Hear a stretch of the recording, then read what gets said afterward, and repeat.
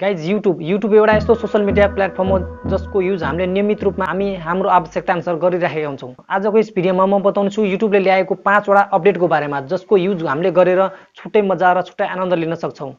यदि तपाईँ पनि यो अपडेटको बारेमा जान्न चाहनुहुन्छ भने पक्कै पनि यो भिडियोलाई अन्त्यसम्म हेर्नुहोला। त्यसभन्दा पहिले साथीहरू यस भिडियोलाई लाइक गर्नुभएको छैन भने प्लिज लाइक गरेर मलाई सपोर्ट गर्नुहोला र साथै यस च्यानलमा नयाँ आउनुभएको छ भने प्लिज सब्सक्राइब गरेर सँगै रहेको बेल आइकनको अल नोटिफिकेसनमा क्लिक गर्न नभुल्नुहोला। म हुँ तपाईँहरूको प्यारो साथी आमी र तपाईँहरू हेर्दै हुनुहुन्छ interesting YouTube channel techno ATM. हस् त साथी, आजको भिडियो सुरु गरौँ। आजको टपिकबाट म देखाउने छु मेरो मोबाइलको स्क्रिनमा हामी कसरी ती सम्पूर्ण युट्युबको अपडेटलाई युज गरेर छुट्टै मजा छुट्टै आनन्द लिन सक्छौँ। ओके गाइज, सुरु गरौँ आजको भिडियो आजको टपिकबाट। ओके गाइज, म मेरो मोबाइलको स्क्रिनमा आइसकेको छु। फर्स्ट अफ अल त साथीहरू के गर्नुपर्छ भन्दाखेरि तपाईँको मोबाइलमा भएको प्ले स्टोर खोल्नुहोस्। तपाईँको मोबाइलमा रहेको युट्युबलाई अपडेट गर्नुहोस्। जस्तै मैले अपडेट गरिसकेँ, सिम्पली यसलाई ओपन गर्नुहोस्। अपडेट गरिसकेपछि हेर्न सक्नुहुन्छ यस्तो धेरै भिडियो देखाउनेछ, डिस्प्ले हुनेछ यो भिडियोहरू। यहाँ अरूको भिडियो प्ले नगरौँ किनकि कपिराइटको इस्यु आउन सक्छ। त्यसले गर्दा टेक्नो एटिएम च्यानलको भिडियो प्ले गर्छु। जस्तै मैले यहाँ सर्च गरेपछि मैले एउटा कुनै भिडियो प्ले गरेँ। यहाँबाट प्ले गरेपछि साउन्डलाई कम गरिदिउँ अलि डिस्टर्ब नहोस् भनेर। ओके गाइज, हामी अब पहिलो सेटिङतिर जाउँ। पहिलो सेटिङ के रहेको छ भन्दाखेरि गाइज, कहिलेकाहीँ के हुन्छ भन्दाखेरि गाइज हामी युट्युब हेरिराख्दाखेरि कुनै इमर्जेन्सी परेर कुनै काम परेर हामी निस्किनु पर्ने हुन्छ, तर डिस्प्ले भइरहेको हुन्छ कुनै एउटा राम्रो भिडियो जुन हामीले हेरिरहेको हुन्छौँ, जुन हामी पछि पनि हेर्न मन लागिरहेको हुन्छ।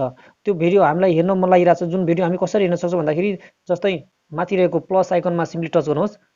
टच गरेपछि सेभ भन्ने अप्सन देखाइरहेको छ। सेभ भइसक्यो हाम्रो प्लेलिस्टमा। हामीले पछि हेर्नु पर्यो भने यहाँबाट सजिलो गरी हेर्न सक्छौँ। जस्तै यहाँ सिम्पली टच गर्नुहोस्। टच गरेपछि यदि प्लेलिस्टमा नबसोस्, हामीले कुनै एउटा फाइल बनाएर एल्बम बनाएर त्यहाँ राखेर हामीले त्यहाँबाट विभिन्न फोल्डरहरूलाई खोजेर प्ले गर्न सकौँ भन्ने जस्तो सोच्नुहुन्छ भने सिम्पली तल राइटपट्टि रहेको छ न्यू प्लेलिस्ट भनेर, सिम्पली यहाँ टच गर्नुहोस्। टच गरेपछि यहाँ कुनै एउटा फोल्डरको नाम राखिदिनुहोस्। जस्तै टेक्नो मैले राखेँ, सिम्पली यसलाई क्रिएट गरिदिनुहोस्। क्रिएट गरिसकेपछि यदि तपाईँले यो क्रिएट गर्नुभएको छ भने सिम्पली हेर्न सक्नुहुन्छ प्लेलिस्ट सी लिस्ट भन्ने पनि अप्सन देखाएर सिम्पली यसलाई सी लिस्ट गर्नुहोस्। सी लिस्ट गरेपछि हेर्न सक्नुहुन्छ मैले यो वाच लेटरमा राखेको छु, यो सी लिस्टमा आइसक्यो। माथि टेक्नो पनि देखाइरहेको छ, सी लिस्टमा आइसक्यो। यहाँबाट हामीले सजिलो गरी हाम्रो यो फोल्डरबाट हाम्रो यो प्लेलिस्टबाट सजिलो गरी हामीले चुज गरेर हेर्न मन लागेको बेला या हामीसँग टाइम भएको बेला सजिलो गरी हेर्न सक्छौँ। ओके गाइज, यो थियो पहिलो सेटिङ। अर्को दोस्रो सेटिङतर्फ जाउँ। दोस्रो फिचर पनि एकदम धेरै राम्रो रहेको छ गाइज।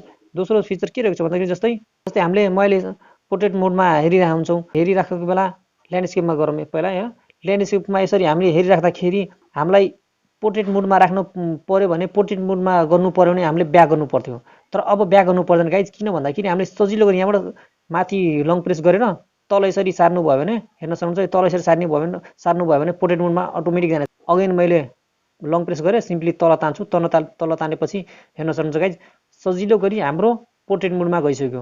फेरि मैले ल्यान्डस्केपमा गर्न चाहेँ। ल्यान्डस्केप गरिसकेँ। पहिले के हुन्थ्यो भने गाइज जस्तै हामीले यसरी हेरिरहेको बेला हामीले सजिलो गरी यसरी तान्न मिल्दैन थियो, जसले गर्दा हामीले के गर्नु पर्थ्यो भन्दाखेरि यहाँ तल हेर्न सक्नुहुन्छ यहाँ फुल पोर्ट्रेट मोड भन्ने अप्सन देखाएर सिम्पली यहाँ टच गर्नु पर्थ्यो। यसरी डबल टच गरेपछि अनि बल्ल मात्रै हाम्रो पोर्ट्रेट मोडमा हुन्थ्यो, अनि मात्रै हामीले पोर्ट्रेट मोडमा गर्न सक्थ्यौँ। यो फिचरले हामीले सजिलो गरी पोर्ट्रेट मोडमा राखेर हेर्न सक्छौँ। ओके गाइज, अब हामी तेस्रो फिचरतर्फ जाउँ। तेस्रो फिचर के रहेछ भन्दाखेरि फुल स्क्रिन। जस्तै हामीले गाइज युट्युबमा विभिन्न भिडियोहरू हेरिराख्दाखेरि हाम्रो मोबाइलमा फुल डिस्प्लेमा युट्युबको भिडियो आउँदैन। जस्तै म यसलाई ल्यान्डस्केप गर्छु। पहिला ल्यान्डस्केप गरेपछि हेर्न सक्नुहुन्छ दुईपट्टि मेरो कट छ, आधा देखाइरहेको छ। जस्तै मेरो मोबाइलमा वाटर ड्रप नोच छ, जुन वाटर ड्रप नोच देखाइरहेको छैन। यसलाई फुल स्क्रिन कसरी गर्न सक्छौँ भन्दाखेरि सिम्पली दुईटा औँलाले लङ प्रेस गर्नुहोस्। लङ प्रेस गरिसकेपछि दुईतिर तान्नुहोस्। यसरी सिम्पली तानेपछि फुल डिस्प्ले भइसक्यो। यसरी हेर्न सक्नुहुन्छ फुल डिस्प्ले भइसक्यो। मेरो यहाँ माथिपट्टि हेर्न सक्नुहुन्छ गाइज यो माथि क्यामेरापट्टि वाटर ड्रप नोच पनि देखाइरहेछ। यसरी हेर्दाखेरि हामीले छुट्टै लुक, छुट्टै आनन्द, छुट्टै मजा लिन सक्छौँ युट्युबको। यसरी फुल डिस्प्लेमा हेर्नुको पनि मजा छुट्टै हुन्छ। अघि म देखाउन चाहन्छु साथीहरू, दुईटा औँलाले लङ प्रेस गरेर यसरी ओरिजिनल साइजमा ल्याउन सक्नुहुन्छ। माथि हेर्न सक्नुहुन्छ ओरिजिनल साइजमा आइसक्यो। सिम्पली म फेरि जुम गर्छु, जुम टु फिल भनेको छ। सिम्पली हेर्न सक्नुहुन्छ फेरि म ओरिजिनल साइजमा। यसरी हामी सजिलो गरी हामी युट्युबको मजा लिन सक्छौँ। ओके गाइज, म यसलाई ब्याक गर्छु। ओके गाइज, हामी अब चौथो फिचरतर्फ जाउँ। चौथो फिचर के रहेको छ भन्दाखेरि गाइज जस्तै अब हाम्रो युट्युब हेरिराख्दाखेरि माथि यो हेर्न सक्नुहुन्छ यो युट्युबको टाइमलाइन देखाउनेछ। यसरी हामी यहाँ टच गरेपछि लङ प्रेस गरेपछि माथि हेर्न सक्नुहुन्छ एउटा छुट्टै पपअप विन्डो देखिनेछ। यो पपअप विन्डोले हामी जसरी जता सार्छौँ जुन भिडियो हेरिरहेको छु त्यो भिडियो पछि के हुँदैछ, पछि के आउँदैछ भनेर मनमा उत्सुक कहिलेकाहीँ हुन्छ, जसले गर्दा हामी लङ प्रेस गरेर यसरी तान्यो भने पछि हेर्न सक्छौँ, लास्टतिर यो बिचतिर कता जता लगे पनि हामी हेर्न सक्छौँ यो पछि के आउनेछ, पछि के देखाउनेछ हामी पपअप विन्डोमा पनि देख्न सक्छौँ। यसरी हामी सजिलो गरी यसको पनि छुट्टै आनन्द लिन सक्छौँ। यो प्रायः जस्तो पहिला हाम्रो डेस्कटप साइडमा मात्रै हुन्थ्यो, ल्यापटप या डेस्कटपहरूमा मात्रै चल्थ्यो यो फिचर थियो भने अपडेट युट्युबले हामी मोबाइल युजरको लागि पनि यो फिचर दिएको छ। यसको पनि हामी छुट्टै मजा लिन सक्छौँ गाइज। ओके गाइज, यो थियो चौथो फिचर। पक्कै पनि साथीहरू यो फिचर चाहिँ धेरै राम्रो लाग्यो होला।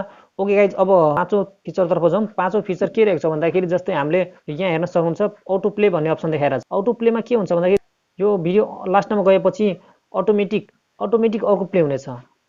यहाँबाट हामीले सजिलै अन अफ गर्न सक्छौँ। यदि अफ गऱ्यौँ भने हामीले यो अर्को भिडियो आउँदैन, यदि अन गऱ्यौँ भने यो भिडियो जुन हामीले हेरिरहेको भिडियो हुन्छ त्यो भिडियो अटोमेटिक सकिने बित्तिकै अर्को भिडियो आउँछ र अटोमेटिक पे हुनेछ।